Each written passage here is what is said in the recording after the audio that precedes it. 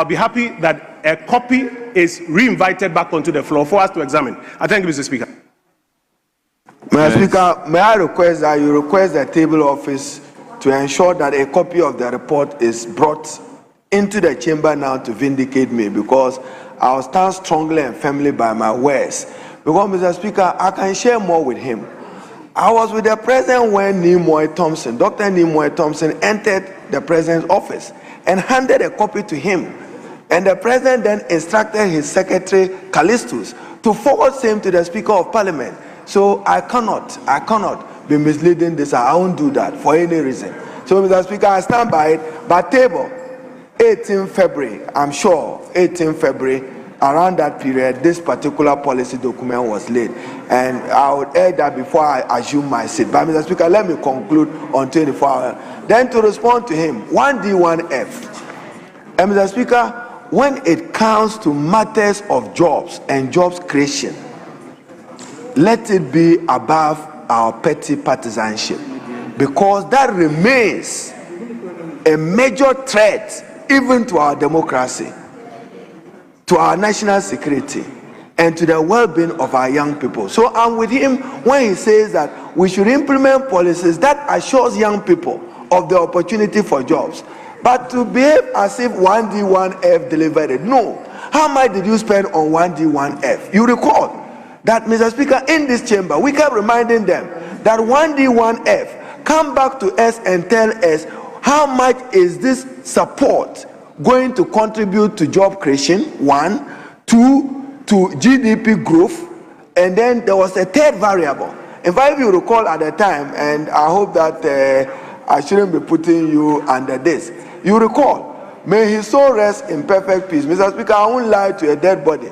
The late Anthony Dr. Akotosai was the one we persuaded behind you here to come and plead with them in government that, look, 1D1F, don't come for an envelope, one off. You remember, Kojo, you were part of the consultation.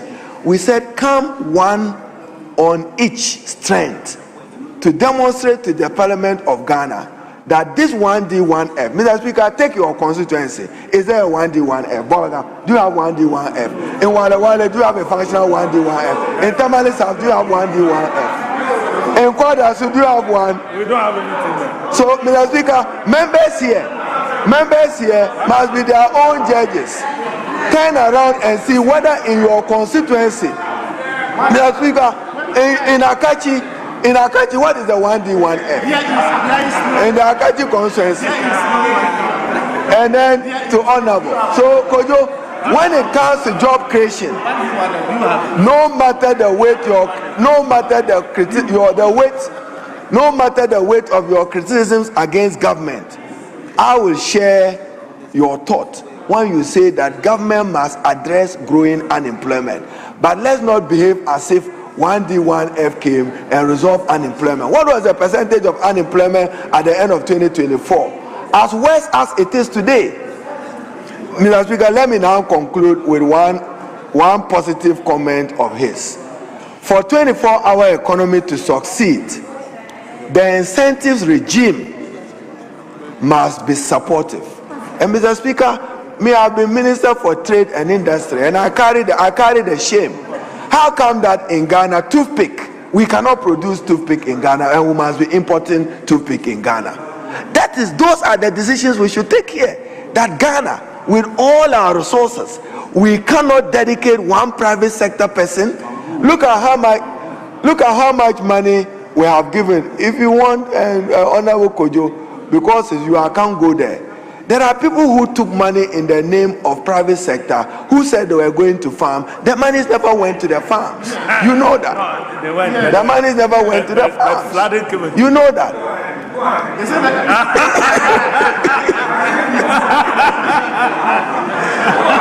Mr. Speaker, so on job creation, I share his thoughts and I admire his brilliance on it when he's talking about job creation.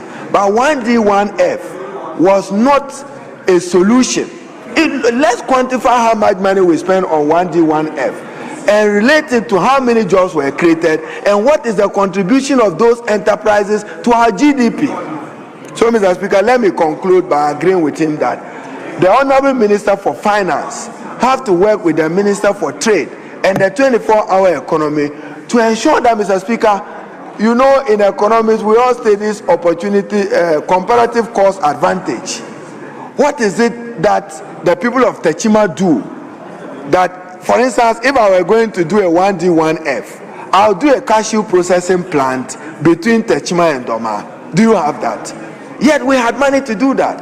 So, Mr. Speaker, I support the report, but I think that we should do more on job creation.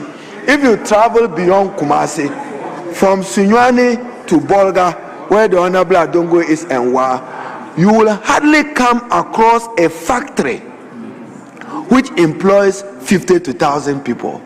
24-hour economy for President Mahama is a policy to generate 24-hour economy. Yes, I told you it's beyond 24-hour market. Accelerated exports, we want to expand exports. And it means he wants to reduce imports. It means there will be import substitution. That's 24-hour economy. That let's invest in the economy. That's why it is called Accelerated Export Development Program. You must expand your export. You see the Minister for Agriculture now improving tomato production to reduce imports of tomatoes. Mr. Speaker, with this comment, I thank you for.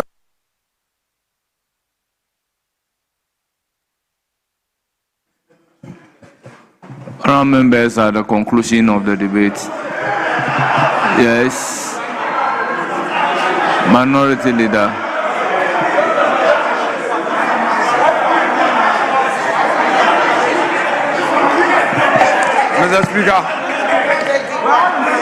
Mr. Speaker, my members.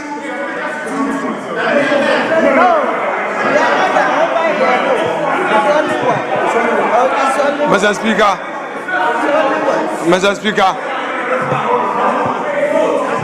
Yes, Minority Leader. Mr. Speaker, I was watching proceedings from my office. My colleague, the respected Deputy Minority Leader, tells me that there was a certain understanding of doing a certain number. So far, only one from our side has spoken. So, Mr. Speaker,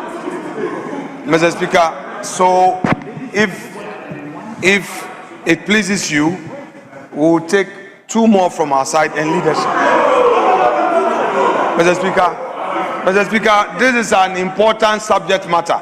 I don't know why you, the 189, get palpitations when it comes to debate. You have the numbers. This is the time to showcase your talent to the world. Yet you're always running away from debate. Mr. Speaker, all I'm saying is that, Mr. Speaker, you gave me an infectious smile this afternoon. Earlier in the day, you gave me an infectious smile. And I was happy. It helped cool down the temperature. And that has helped, Mr. Speaker. And you know I've been praying for you. Mr. Speaker, my colleagues, 3 of them have indicated that they want to contribute. And then we come to leadership. Mr. Speaker, they will be brief. That's a promise. They will be brief. Then, Mr. Speaker, it will come to leadership. This is an economic policy matter. Majority. Mr. Speaker, thank you. Speaker, please, Afu. Speaker, we have some other government business. Please listen to me. We have some other government business to take. So I would yield to leader's prayer, but we'll do 1-1, and then he will conclude. Then we'll put the question. Oh, I am saying, please. Oh, leader, please. I want to meet you halfway. I am not resisting the prayer in its entirety. I'm saying, leader, please. You are asking for 3+1. So I'm saying that given it's nearly, leader, it's nearly 6 o'clock. We have one more major business to take. So I want us to take one more from your side. Then you yourself will conclude. And then. Honourable members, as you agree. Yes.